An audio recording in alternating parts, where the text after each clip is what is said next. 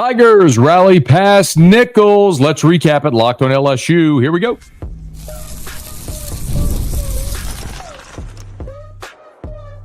You are Locked On LSU, your daily podcast on the LSU Tigers. Part of the Locked On Podcast Network, your team every day. Okay, let's get it. It is Locked On LSU, your team every day. I'm your host, Matt Moscona. Thanks so much for making us your first listen.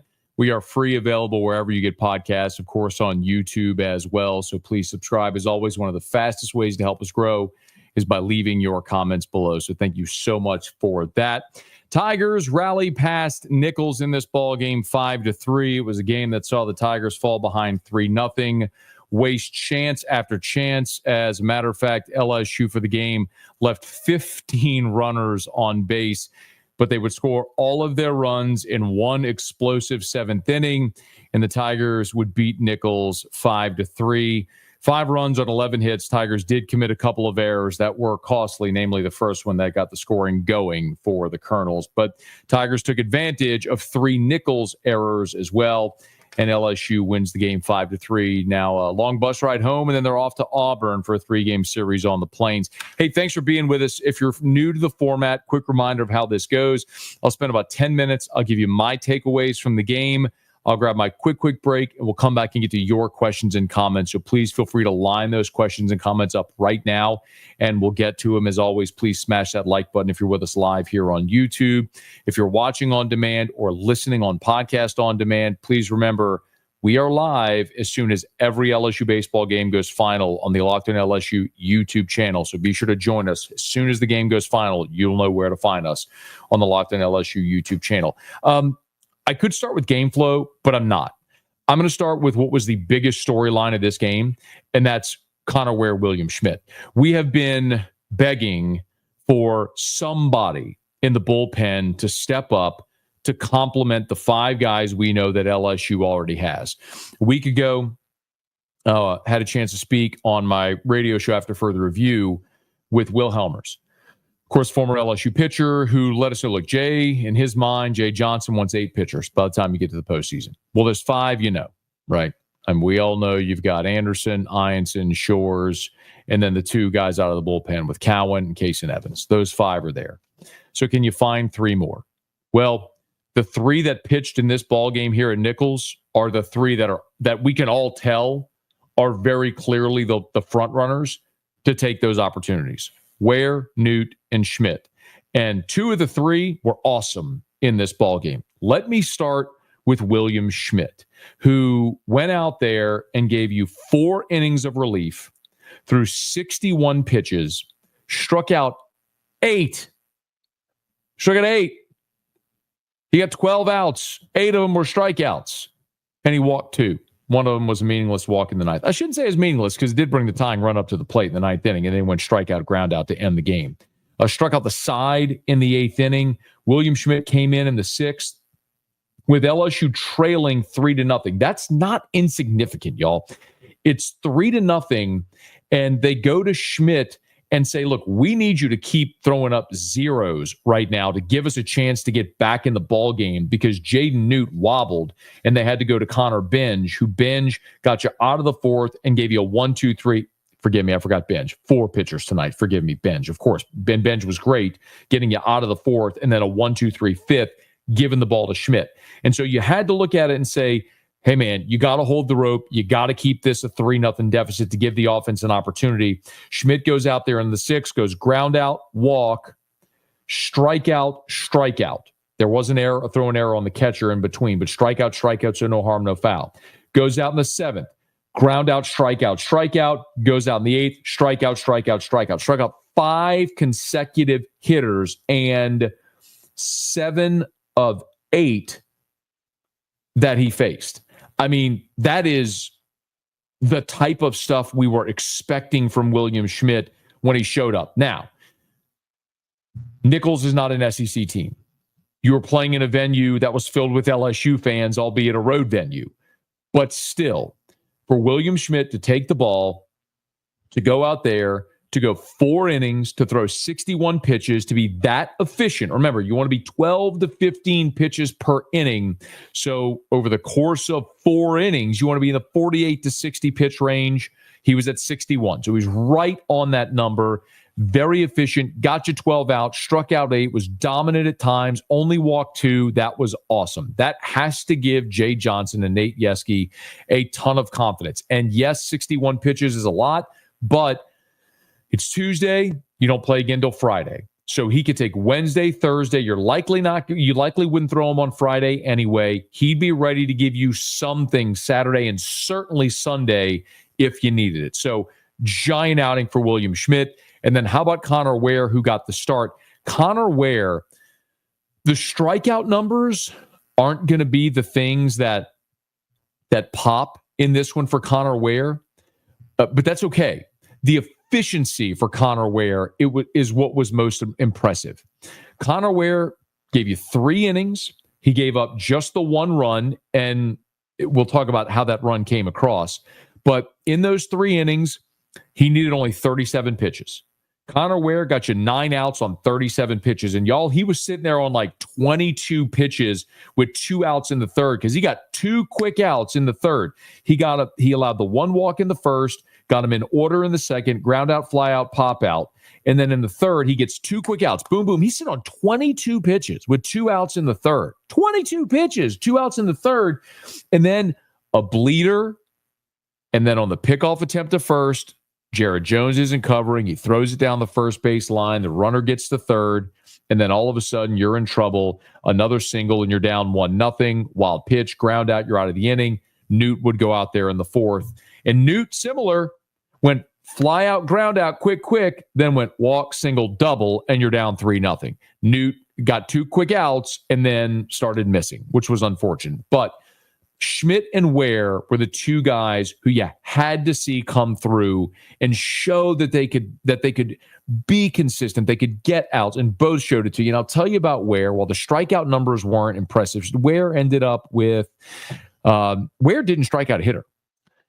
He gave up 1 walk and 2 hits, just the 1 run on in his 3 innings pitch. Didn't strike out a hitter, but I sometimes I get that we can marvel at Schmidt's 8 strikeouts and be really impressed by that. And like Cade Anderson, 14 strikeouts on Friday night against Oklahoma. And it's fun to get the strikeouts.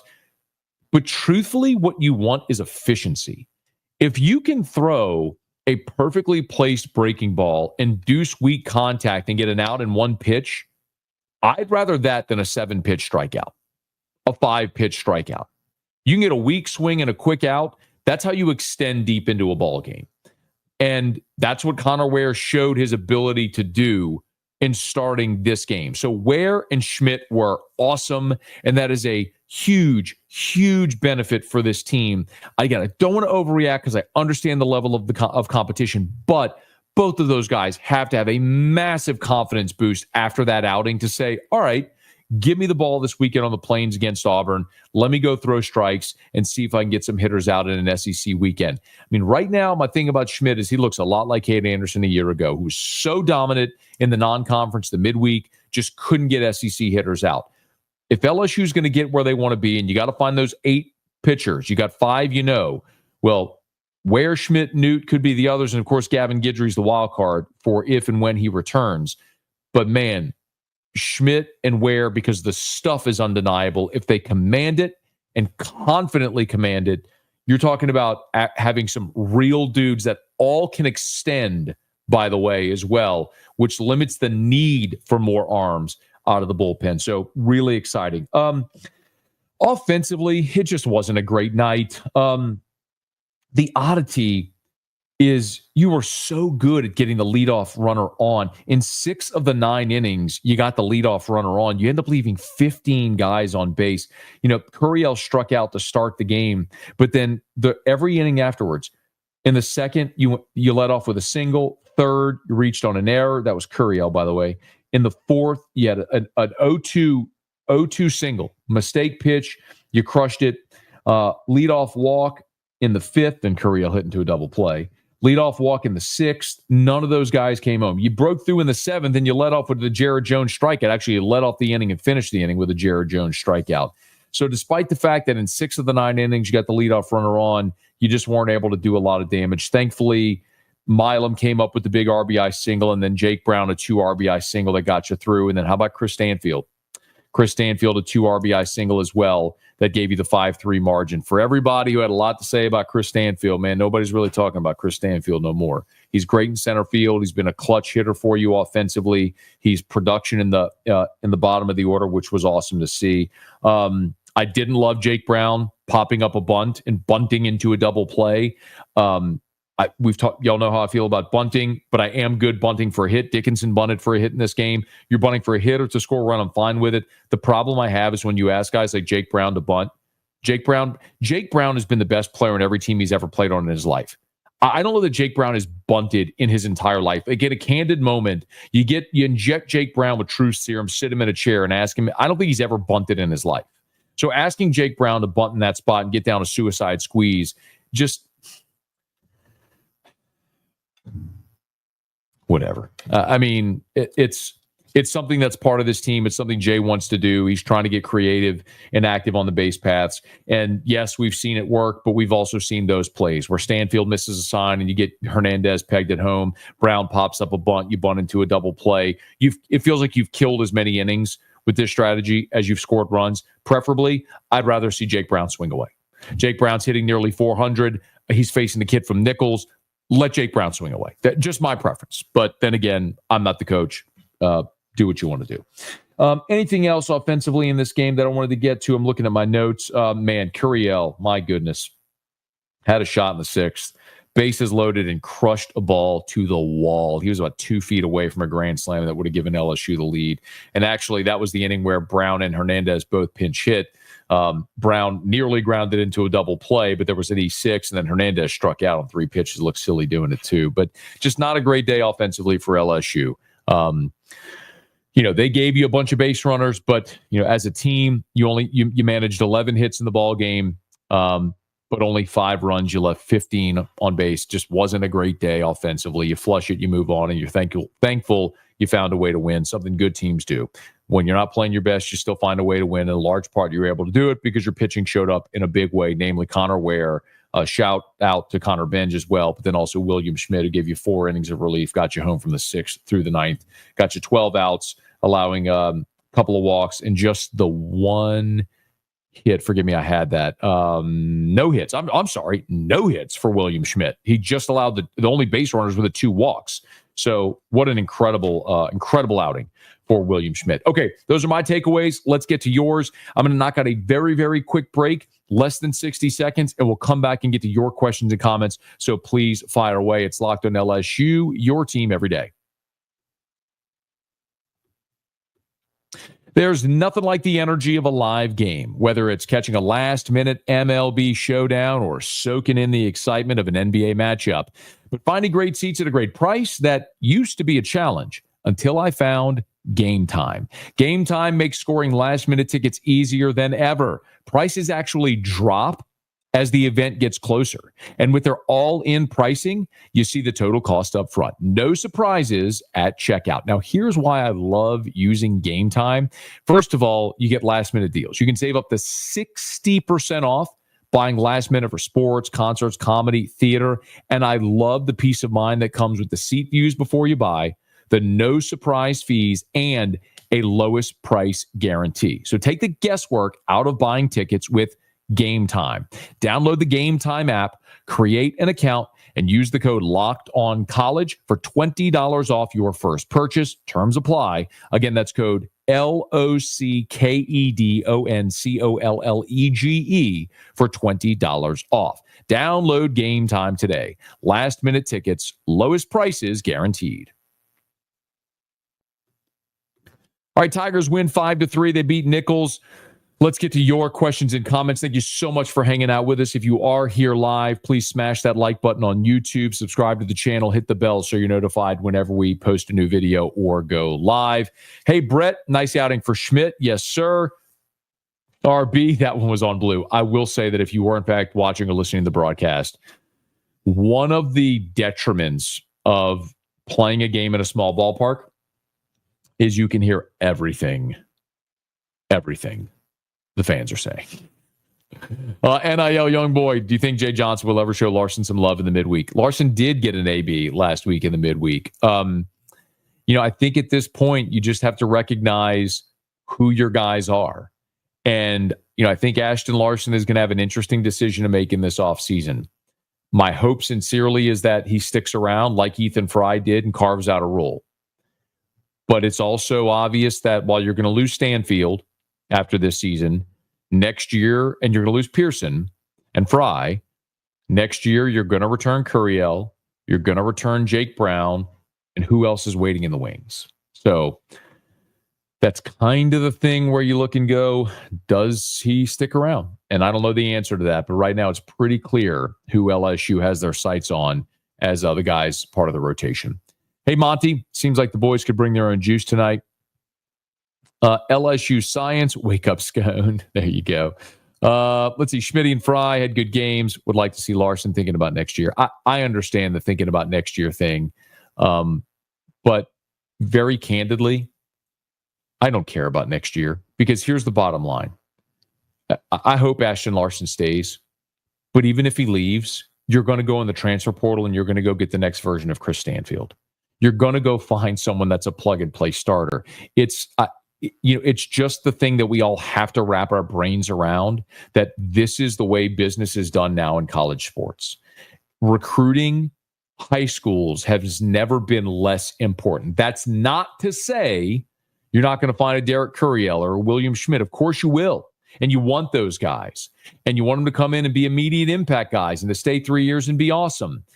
But the reality is it's never been less important, because if you get a guy and he doesn't translate or he leaves after a year, you go into the portal and you find a Luis Hernandez with 400 career at-bats. You find a Chris Stanfield who's played in 200 collegiate games.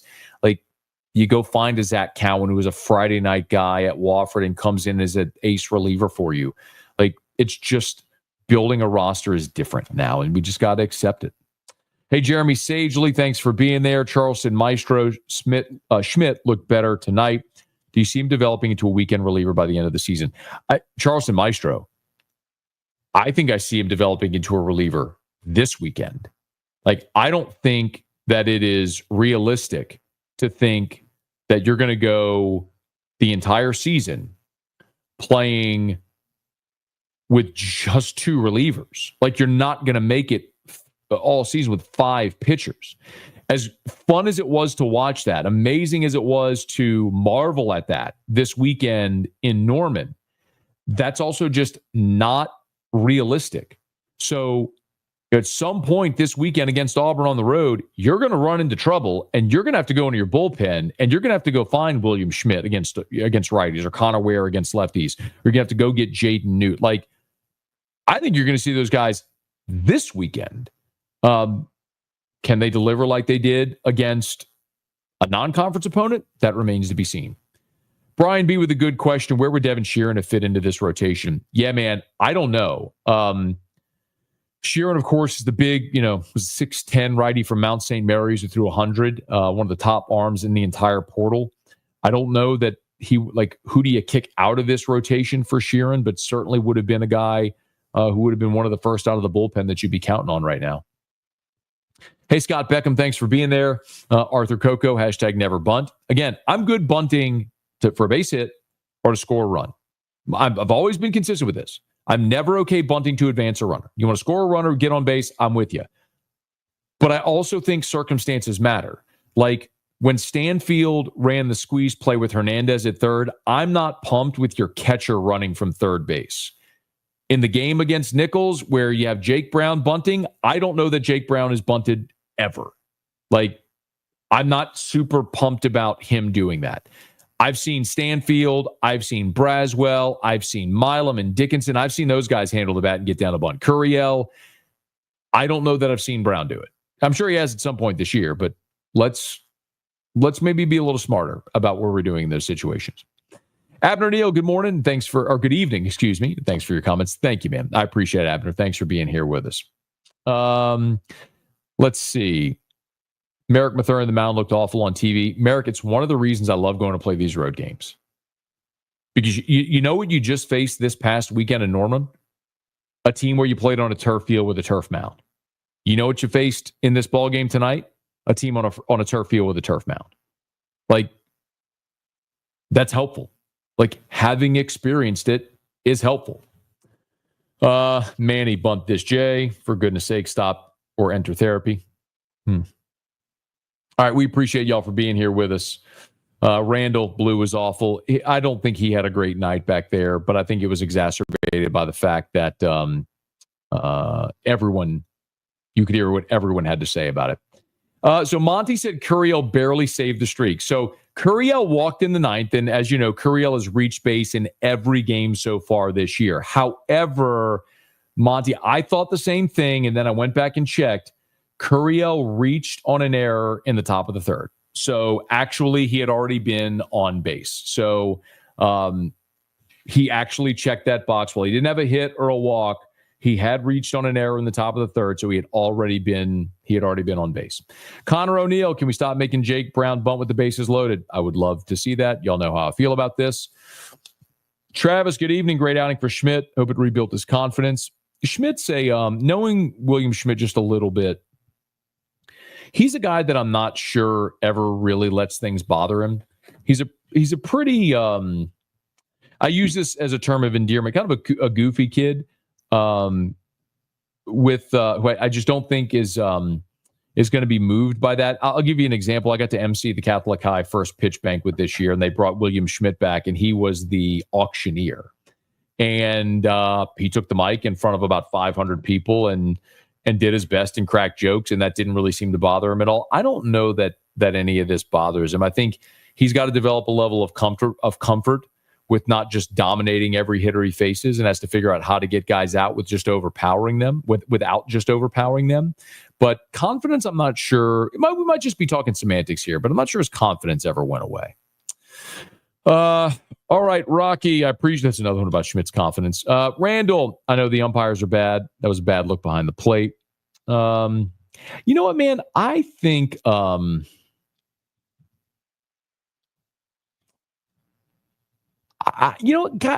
really think that I'm just at a point in my life where I just recognize all umpires, officials, referees are bad at their job. And so I'm just not really moved by them anymore. I don't know that I was watching that game just thinking it was egregious. But I feel like a lot of you did. I just accept the fact that these are college umpires that are dudes that sell cars and insurance and show up at a college field and ump a game, and they're just not going to be great at what they do. Bubba asked if this is the bullpen go-to. Yeah, I mean, I think you're seeing it narrowed, right? Just like we've seen the rotation in the field narrow. I think you've seen the same thing with your pitching staff, who the guys that they're gonna rely on. You got it, Thomas. Thanks for being there. Brett said turf should be banned. I know it allows field to be playable in bad conditions. Listen, man, I think all things are relative. I think it's not just bad conditions. I think it's also maintenance. You know, the place like LSU where you have a grounds crew that maintains a beautiful grass field, natural field. At a place like Nicholls, maybe you don't. So the cost to maintain the field and the ability to maintain the field is easier. You buy the sweeper, vacuum sweeper Zamboni looking thing, and you just run it across that thing, and that's the only maintenance it really needs. So I think sometimes it's just a cost-effective option as well for a lot of places. Let's see, where was the best pitcher in the fall? Glad he got it going again. They absolutely need Connor Ware to get going.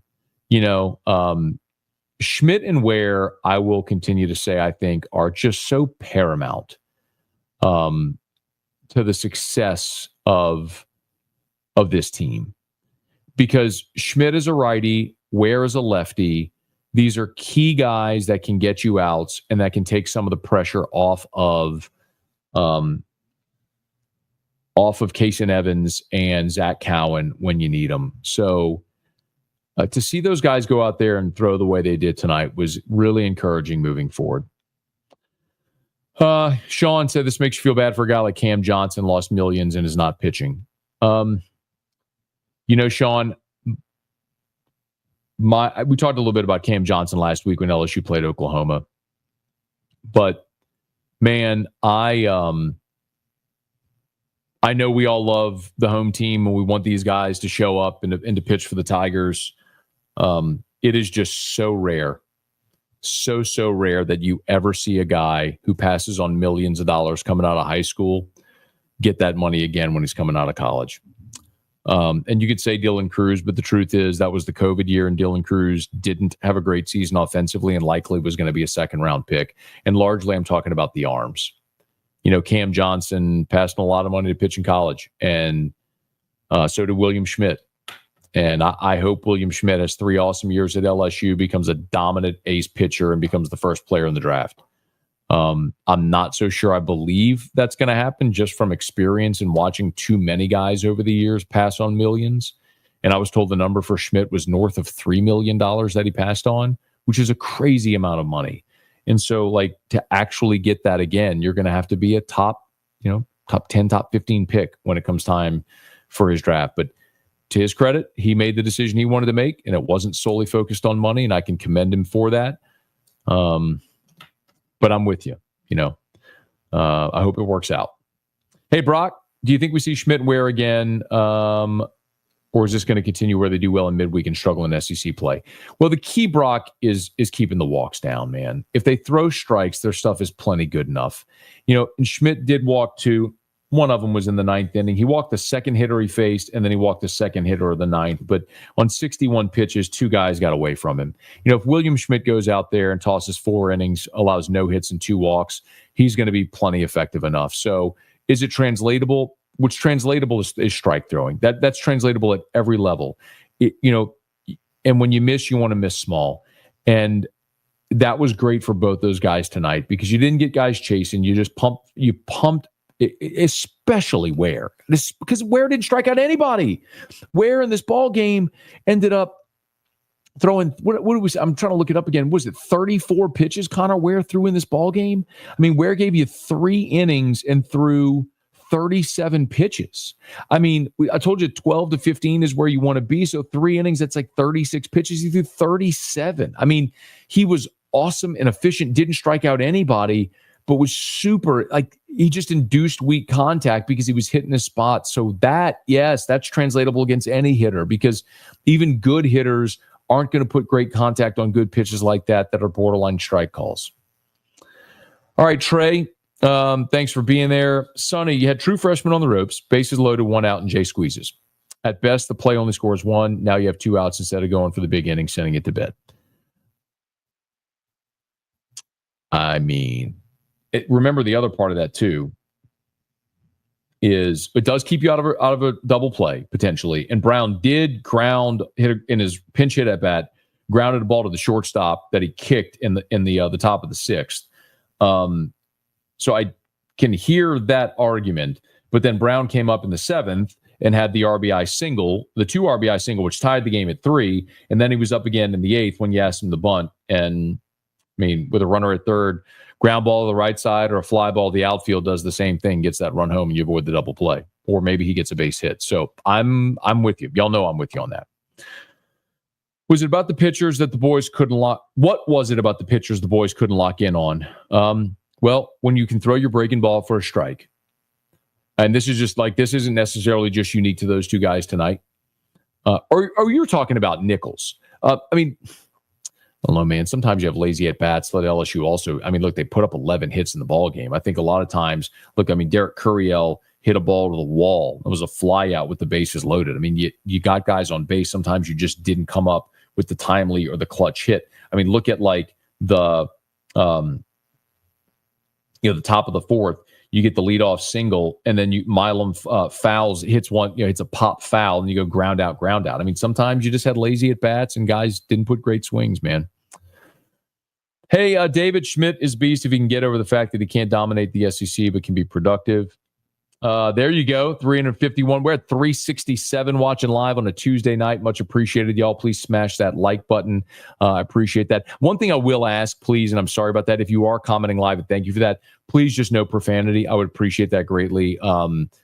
whiskey and wine, that's totally welcome. Locked On, definitely we try to keep it PG. So if you wouldn't mind, I'd really appreciate that. I know sometimes they sneak in there, so I understand it. But please, if you could knock out the profanity, I would appreciate it. John Carr, Matt Brown showed why you're right about him again. Hey, John, not just the 2 RBI single for Jake Brown, but how about the catch in the 9th inning? If you watched all the way to the end, the first out of the 9th inning was Jake Brown playing right field, running to the line, coming up against the fence, tracking down that ball and making the out. I mean, that's a 9 out of 10 degree of difficulty play. Most right fielders are not making that play Jake Brown does. Then think about the 9th inning against Oklahoma when Josh Pearson's in right and he drops a routine fly ball. Listen, Josh Pearson's a good player and he has a role. I'm not saying he doesn't. My contention has been, will continue to be, Jake Brown is arguably the best talent on your team. I said arguably. I know you can talk about Jones and Dickinson and Curiel, and this is a great and Milam. This is a great team, but Jake Brown is a 5-tool player who is a big leaguer. Like, we are going to look back in 10 years and Jake Brown's going to be playing in the big leagues, and you're going to go, you were platooning Jake Brown with Josh Pearson? I mean, Pearson came into this game hitting 212. He has big moments, and he has a role. I'm not saying put him on the bench and forget about him. He's got a role. He had a 2-homer game at Oklahoma, but he's hitting 212 in conference play. Like, you got to be mindful of it. 5, Tim Brown, are Schmidt's problems psychological or quality of the hitters? I do not think at all it's psychological. I think it's, for the first time ever, he's having to learn how to pitch to hitters that have seen what he's throwing. You see 96 in a really good breaking ball every game in the SEC. And so hitters can spit on a curveball and sit back and wait for 96. And so when Schmidt gets in trouble is when he gets behind in the count. So when he gets behind in the count, and as an obvious fastball counts and hitters counts, that's when he gets in trouble. That's when he gets tattooed, is when they know 96 is coming and they can sit back on it and drive it. That's where he's gotten in trouble. So much of it is getting ahead in the count and throwing strikes. Clint, Sam Dutton is the Friday night guy for Auburn. So LSU is going to see their former teammate against Friday. On Friday. And I think LSU, as Trevor asked, is going to fare fine. I think this LSU offense is going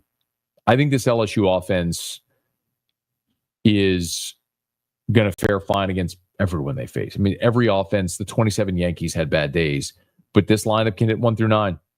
Rocky feels like Jones is slumping a bit relative to his standards, or am I crazy? I think everyone in the history of baseball, Rocky, goes through slumps. Jones is 1 for 6 with 2 strikeouts tonight. Both strikeouts came in the 7th inning. I'm just not worried about Jared Jones. It's going to be tougher for him to hit, because a guy like Jared Jones might only see 1 pitch he can drive in every at-bat, because teams are just not going to let Jared Jones beat them. So it's on him to be patient, take his walks, and when he gets a pitch to hit, he can't miss it. Like, that's the key for Jared Jones.